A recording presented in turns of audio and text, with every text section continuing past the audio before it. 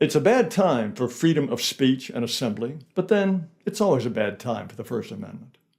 The latest victim is VDare.com, a beloved allied organization of 25 years. Its founder, Peter Brimelow, says it has been murdered through unscrupulous lawfare by New York State Attorney General Letitia James. In a couple of days, the VDare website will be suspended. We're not sure how long the archives will remain up, or if they'll remain up, although our social media will still be accessible. My role here as editor of VDare.com for the last 25 years has been destroyed. So I'm going to resign, and I'll also be resigning from the VDare Foundation. My wife, Lydia, will remain, for the present, as president of the VDare Foundation. She'll be in charge of winding things down and, of course, paying lawyers. Miss James has yet even to charge VDare with anything. Other organizations haven't been destroyed, but especially since the war in Gaza, they can't have meetings. The Arab American Foundation was going to hold an empowerment summit in Orlando, Florida, but the SeaWorld Hilton says it got threatening phone calls and canceled the summit just a few days before it was supposed to start. The Arabs smell racism. DOJ meets with Arab American groups over canceled meeting. There was an hour-long discussion with a DOJ deputy director, as well as 3 lawyers with the DOJ Civil Rights Division and 3 staffers, to complain that Hyatt, Marriott, and Hilton hotels have been canceling contracts because of safety concerns.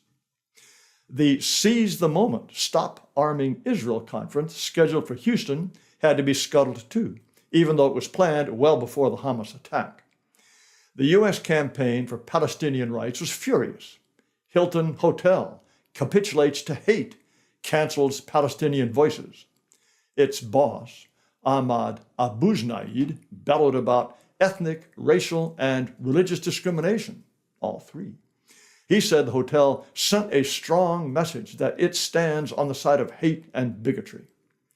Governor Greg Abbott of Texas, he's the one in a suit, understands immigration, but he got this dead wrong. He tweeted that the hotel was right to pull the plug on people he called Hamas supporters. Texas has no room for hate and anti-Semitism. Greg, darling, you're either in favor of free speech or you're not. Maybe these guys say rude things about Jews, but if you don't recognize their right to do that, you are not fit for any office. Besides, Jews are getting the same treatment. A group called HaYovel was going to have what it called the Israel Summit in Nashville with a Knesset member, Congresswoman Michelle Bachmann, and many others. The Sonesta Hotel canceled, citing worries about safety after a Nashville group called Palestine Hurrah posted an urgent call to action for its members to call the hotel and tell them, "We will not allow genocidal racists to hold a conference in our city." Venues cancel all the time. This summer, the Russell Industrial Center in Detroit kicked out Nicholas Fuentes' America First Political Action Conference just before 2,000 attendees were to show up.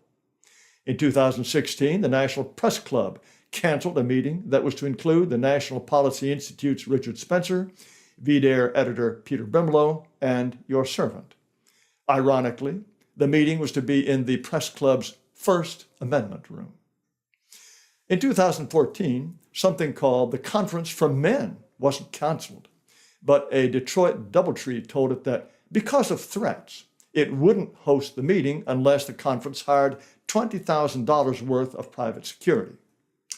Well, much to my dismay, I was an early pioneer in being canceled. The first time was in 2007 in Halifax, Canada, of all places. A Black professor named David Devine agreed to debate me on whether diversity is good for Canada. He chickened out, but gave his own lecture about diversity without my even being there. Coward. I flew to Halifax and took a room at the Lord Nelson Hotel to give a talk. This is what happened. What's your version of what happened last night at the Lord Nelson Hotel? Oh, I don't think there's any dispute as to what happened. Before I could even be introduced, some 20 or 30 people filed in, started banging pots and pans and screaming obscenities, and completely broke up the meeting. That lasted for maybe 10 minutes, and I kept waiting for the police to come, and then I was surrounded by louts who then forced me physically, bodily out of the room. I was shocked. I've never been treated like that before in my life. I filed assault charges, but despite great video evidence, detectives said they couldn't find anyone.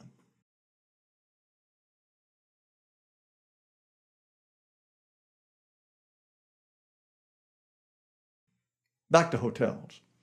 American Renaissance started holding conferences in 1994. We used to get a few lonely demonstrators, but they were free entertainment, not a threat. The Hyatt Regency Dulles became our home away from home. And after every conference, they would send us a letter telling us how wonderful we are and asking us to come back. We would like to extend a sincere thank you for allowing us to host your meeting. It was a pleasure to work with you. Of course it was. We may be SPLC certified haters, but we are very nice people. The Hyatt loved us. But over the years, it came under increasing pressure. For the 2006 conference, someone came on the property and shoved lurid leaflets about us under the doors of all the guest rooms. A man called the hotel and said that if the Hyatt ever hosted us again, he and his friends would park sideways and block access to the parking lot. Hotels liked the quiet life. With profuse apologies, the Hyatt asked us not to come back. We got a new hotel for the 2008 conference, but there was an all-out effort to force it to cancel, including death threats to the hotel manager. Police barricaded the entire perimeter and sent bomb-sniffing dogs through the place. We had a wonderful conference, but management said it didn't want any more of our business. Our 2010 conference was a nail-biter. We contracted with 4 different hotels, one right after the other. The Dulles Marriott crumpled without a fight. With the Dulles Westin, we kept the hotel name confidential, but Antifa was calling every venue in the area, asking if we were a customer, and they finally got through. The Westin canceled, saying it was getting 50 or 60 calls a day, and staff were frightened. We settled for a second-tier hotel out in Manassas and swore management to secrecy, but the location leaked. The general manager told us someone had called and said, "If you hold this conference, I will go in there and shoot all of you." That was cancellation number 3. At the last minute, we found a Washington, D.C. hotel with a reputation for hosting hot events and laughing off protests. We told it everything the other hotels had been through: death threats, leafleting, threats of boycott. The Capital Skyline Hotel said it would raise its room rate as compensation, but its attitude was, "Bring it on, we're tough." It wasn't. An employee told us suppliers were saying they would cut the hotel off. A black high school promised to show up and yell. Anti-racist websites were determined to shut down the hotel. Capital Skyline folded. My assistant at the time was a good Southerner.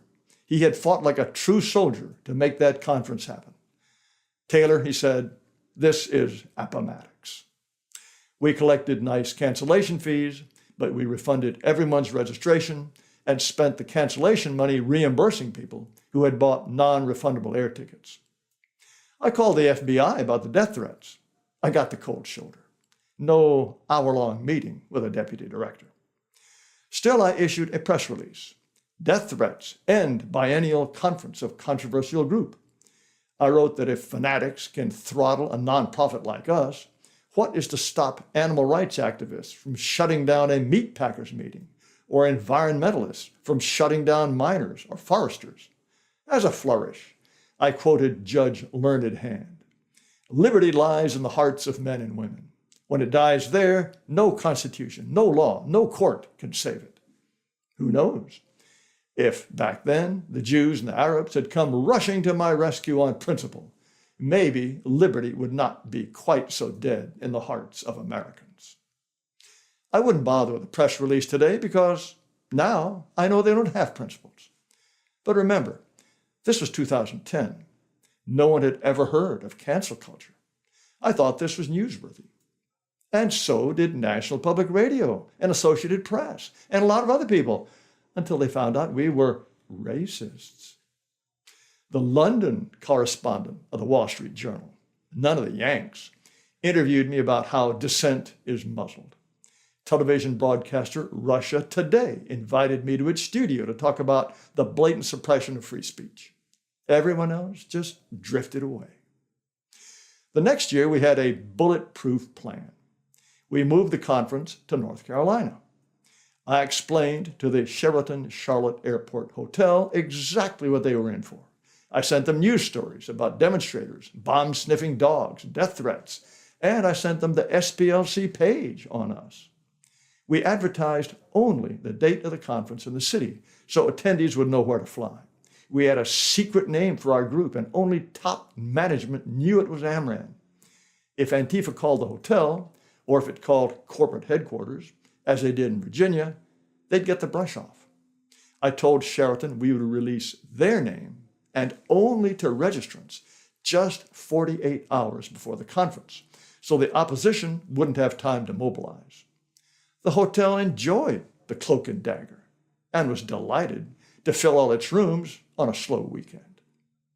About 3 weeks before the conference, the Charlotte papers started wondering where those wicked white supremacists would turn up. Mayor Pro Tem Patrick Cannon sent out an order to all hotels, motels, and go-tels in the county, warning that they better not be hosting us. And suddenly, we got a one-line cancellation note from the Sheraton saying it was pulling out in light of recent disclosures as to the nature of your event, as if we hadn't told them. I flew to Charlotte and held a press conference to explain what lying swine the Sheraton people were, and to blast an elected official's blatant interference in a private contract. But the official historical version is still what the Sheraton said. It canceled upon learning of the extremely controversial views of the New Century Foundation. I guess I'm simple-minded. Correction. I am simple-minded. I just don't expect people to lie. And so we spent another fat cancellation check reimbursing airfare. Now you know why, since 2012, we meet every year in a beautiful government-owned lodge at Montgomery Bell State Park in Tennessee.